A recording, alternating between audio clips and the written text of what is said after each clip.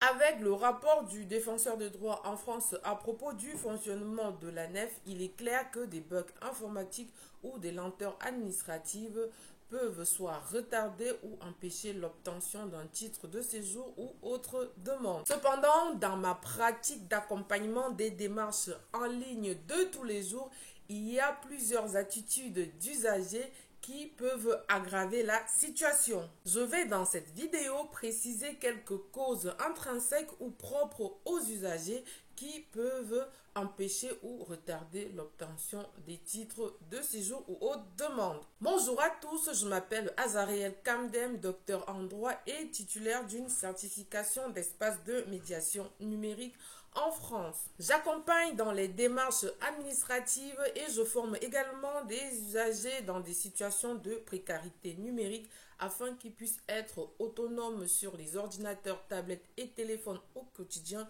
et qu'ils puissent à travers Internet trouver un emploi. Je crée également des contenus pédagogiques pour informer et sensibiliser aux enjeux du numérique. La première cause qui empêche ou retarde l'obtention d'un titre de séjour ou autre demande, c'est le dépôt tardif de la demande de renouvellement du titre de séjour.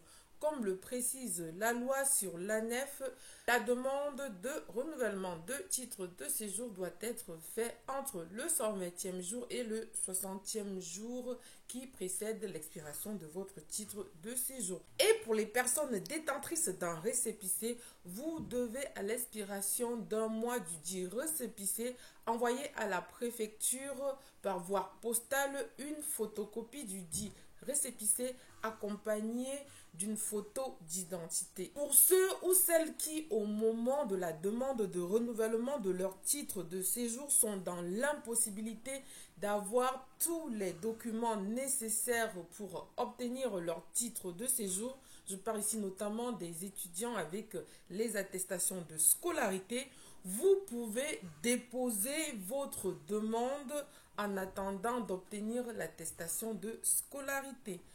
Comme dit l'adage en français, à l'impossible, nul n'est tenu. Par exemple, en tant qu'étudiant, vous avez un titre de séjour qui expire au mois d'août, tout en sachant que le plus souvent, c'est au mois de septembre que vous pouvez obtenir une nouvelle attestation de scolarité.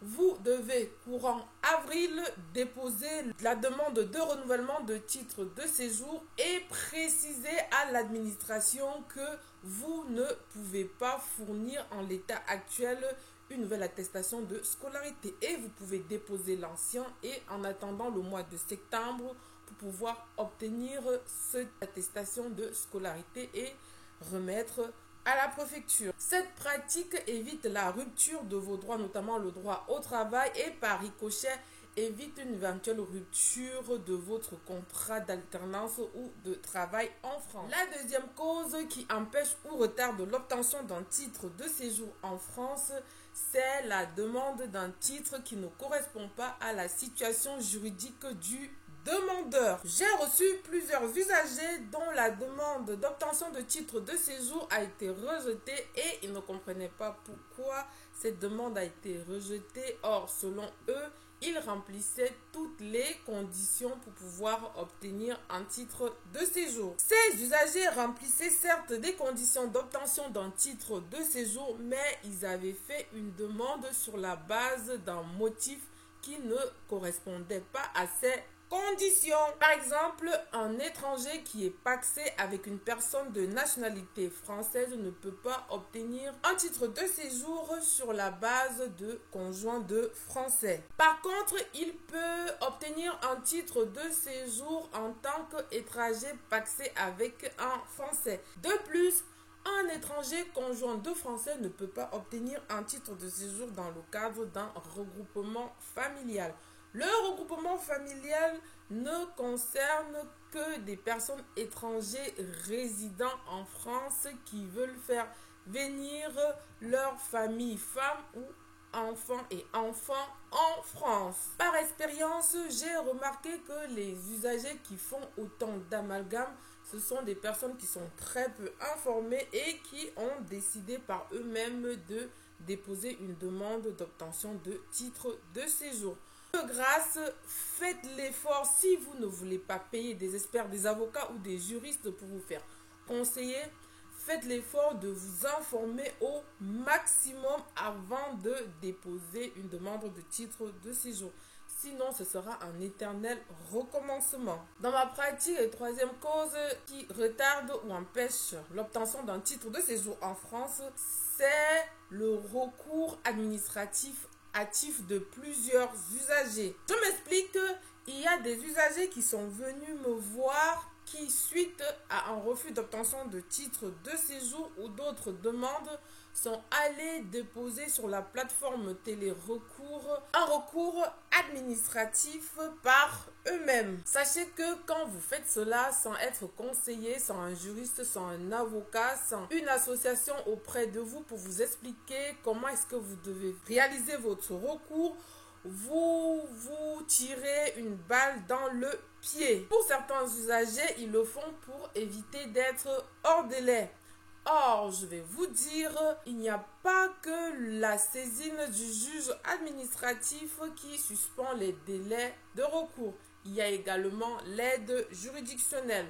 Donc, un conseil avant d'aller déposer un recours administratif sur la plateforme télérecours, faites-vous conseiller. Si vous ne voulez pas payer un avocat ou un expert, approchez-vous des associations qui peuvent vous aider à moindre coût. C'est important.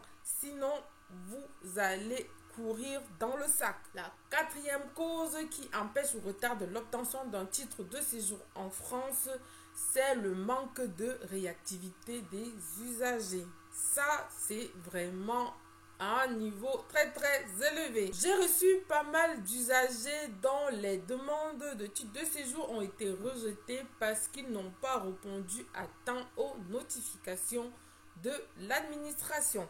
Par exemple, pour des informations complémentaires, des documents complémentaires, la demande a été clôturée. Lorsque vous faites une demande d'obtention de titre de séjour, une demande de renouvellement de titre de séjour, faites l'effort d'être aux aguets. Vérifiez vos adresses mail, vos courriers indésirables. Allez de temps en temps sur l'espace ANEF pour voir si vous n'avez pas de notification. Il est inadmissible que des usagers ont activé les notifications de l'application TikTok, Instagram, Only, machin là, Tinder et d'autres applications et qui n'ont pas activé les notifications de leur adresse mail. Franchement, je trouve ça parfois déplorable. La dernière cause et la cinquième qui empêche ou retarde l'obtention des titres de séjour en France, c'est l'absence de curiosité des usagers. C'est très important. Comme vous le constatez, en France, les règles sont tout le temps en train d'être modifiées, tout le temps en train d'être changées. N'en parlons même pas du droit des étrangers qui chaque année connaît toujours des modifications. Donc, vous qui êtes étranger et résident en France, vous devez être en perpétuelle veille juridique, veille administrative. C'est très important pour vous car au moment où vous allez pouvoir faire une demande et que la loi a été modifiée, vous risquez d'être dans des problèmes. Voilà quelques causes qui empêchent ou retardent l'obtention des titres de séjour en France. J'espère que cette vidéo vous guidera dans l'obtention de votre titre de séjour. Si vous avez des difficultés, n'hésitez pas de poser votre préoccupation en commentaire en dessous de cette vidéo. Je vous dis à bientôt pour une autre vidéo pédagogique.